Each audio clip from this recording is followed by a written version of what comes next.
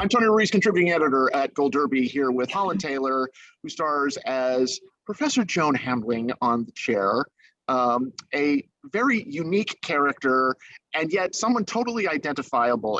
And Holland, I love the way that you smile when I say her name, because she just is this kind of delicious creation. What's the first thing that comes into your mind when you think of Joan? Well, for me as an actor, it was a liberation because, being a woman, you are so aware of how you look and you become so, but it's a knee-jerk reaction about constantly checking your makeup and the perfectionism of it, which is often absurd. You're painting on that extra eyelash that, it's like, oh, please. When you're my age, you just don't care anymore. And so I thought, well, what a thing to play in Joan, because I thought she's just personal vanities are gone by the wayside long ago. So she doesn't know where her comb is, hasn't combed her hair, puts no makeup on except lipstick, because I think that's the last to go. I'm sure with me it will be the last to go as I topple over to the side. I'll bet. So, so the liberation of it was the thing that appealed to me and what I remember the most. She had no filter. She would actually, that was an early direction from Amanda Peet, who said she has no filter. Her filter is faulty. So I displayed this faulty filtered person who didn't care at all about her appearances. And I, as an actor, was liberated from being worried about that. I didn't wear any makeup but lipstick. And so it was, it felt wonderful. It felt free. I don't know. I felt like a bad child, a naughty child. I also love that unfiltered aspect of her, because you see it so much. One of the things that I think is so perfect about this show is how accurate it is to what the teaching profession can be at times, Yes. which is like, interacting with students and sometimes feeling that they don't appreciate you, Right. and working it so hard, and sometimes working harder than they do.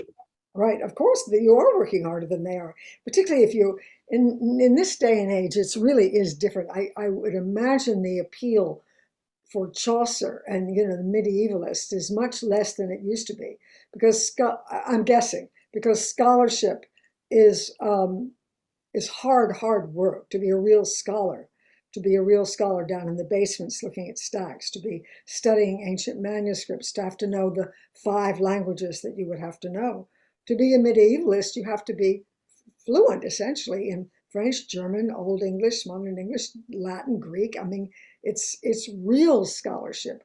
And I don't think people are so interested in that nowadays. So for a youngster to be somehow find herself or himself in a Chaucer course with perhaps no real interest in that kind of work, you're going to be looking out at a bunch of dead-looking eyes of people glancing down at their phone, or they're just not interested in this day and age. So that was actually nothing I could play really, but I did have an awareness of how hard that would be for someone at 70 who had gone into that field when scholarship was respected. And to be then met with one of my absolute favorite scenes, because I have seen this, it's like the thing that a lot of teachers think and yet don't ever actually do, is when she's basically burning the course evaluations. That was really fun because it was a through line that she had been Amanda Peet's, not Amanda Peet's character, Sandra Oh's character would ask, have you checked your evaluations? No, I'm going to. I've got them in a file. I'll look at them tonight. I'll look tonight. No, I'll look at them tomorrow. The constant putting off. Then she finally opens the folder and just starts letting them on fire. It was really wonderful to play.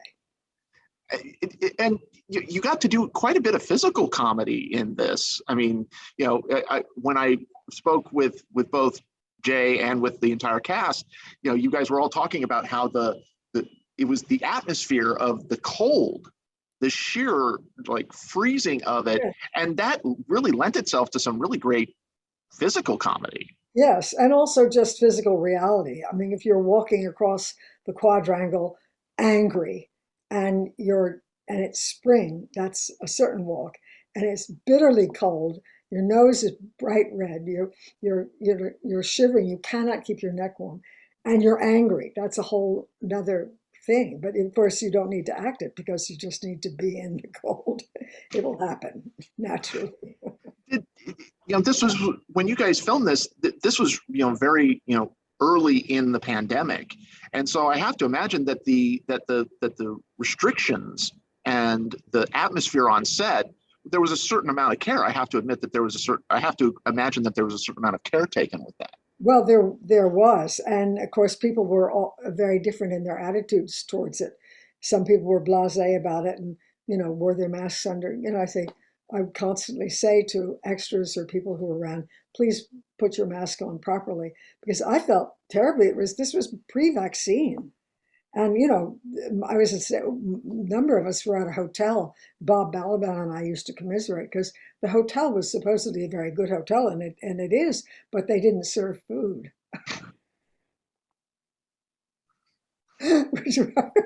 Oh, oh, okay. So we were like scrounging around these darkened winter January streets of Pittsburgh, a city I don't know, to restaurants and ordering these, dinners to take home and try to live off it for 2 days. And oh my God, it was very hard. But I will tell you, and this is something I've always known is true, when you're actually doing the work, all of that goes away. So the escape from the fears and the odd malaise that came over me anyway because of this pandemic would go away when I was at work because the work is so stimulating and fun. And I had a lot of friends who were part of it. So I does that also that atmosphere? One of the things I love about this show is that it is a true ensemble. yeah, In the best, I think the best sense of the word. Did that kind of atmosphere really lend itself to building that ensemble? well, it did in a way because I mean, if the actors in that company weren't known to me before, they were known to me as actors. So in some cases, we were already friends. In other cases, they'd been in my life for 10, 20, 30, 40 years, whatever, as an actor. And like David Morris, whom I didn't know personally, is an actor I've respected really deeply for 30 some 40 years. I mean, and he played the dean, and a kind of stuffy, dim dean. And Joan was, not amused by any of his duties that he was executing. So, with her lack of filter, I mean, it was a kind of a provocative situation, and it was kind of fun to play because it's kind of meta. I mean, when your colleagues are long-term colleagues as actors, it's interesting. Which of course brings me to Sandra Oh. And had you and Sandra ever worked together before? And what No, was that experience we like? met each other at award ceremonies and at events, showbiz events. We'd never worked together, and we just fell into an instant rapport. Um, we just assumed the backstory was that I had mentored which is why we were friends across the generations. And I, who had once been her dignified mentor, was now, whatever, 15, 20 years later, a little bit off the rails, a little bit undependable, a little bit temperamental, a little bit crazy, and a little drunk sometimes.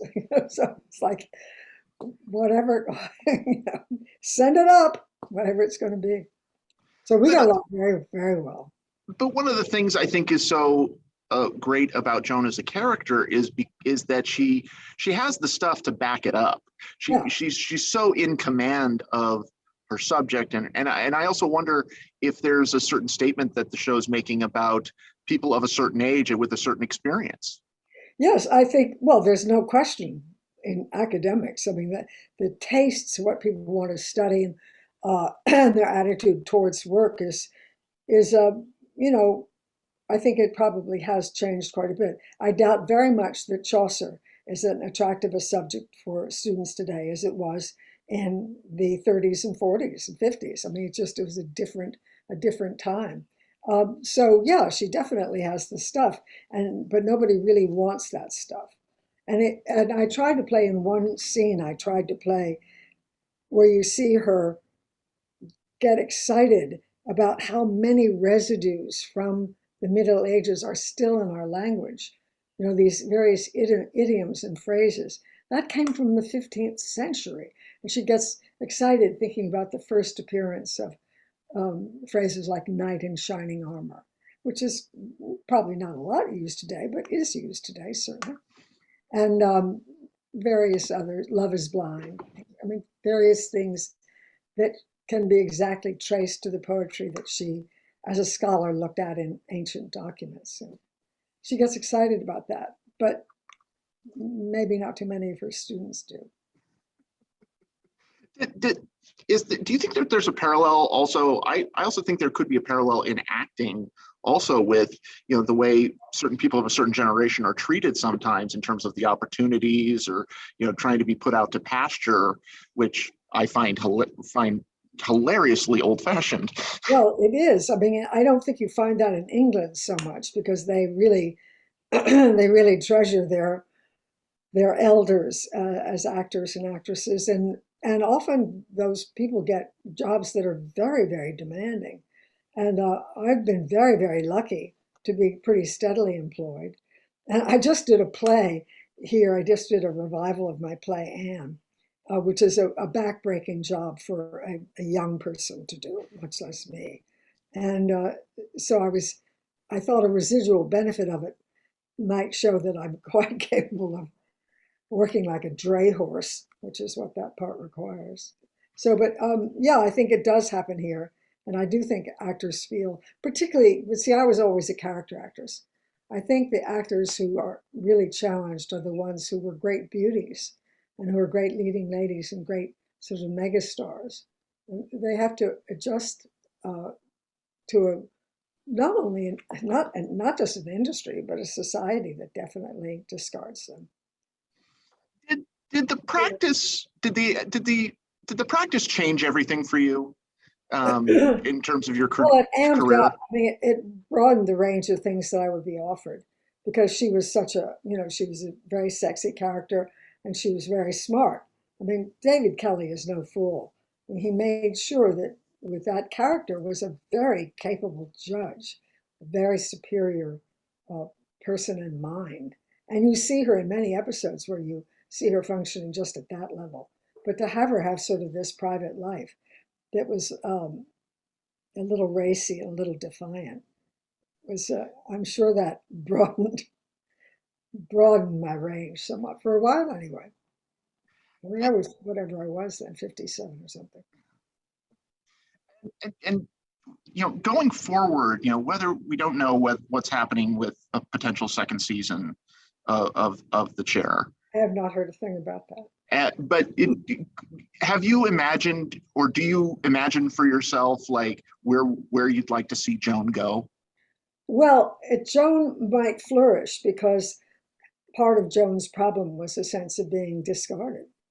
And so if she's chair, that actually calls on her to do a lot of non-academic things, a lot of managing her department and relationships in her department. So I imagine she would feel very viable and important, needed to settle difficulties, needed to arrange for department affairs. And, her teaching load would become secondary in a way. So if Joan did do that, if Joan were chair, but then of course, unquestionably, she'd have to handle something she couldn't handle. And so she would have to be removed from the chair and someone else would have to be chair the final season or the next season, if there were one. As long as she doesn't have to handle any more fire extinguishers. Well, she's quite capable. You can aim them pretty well.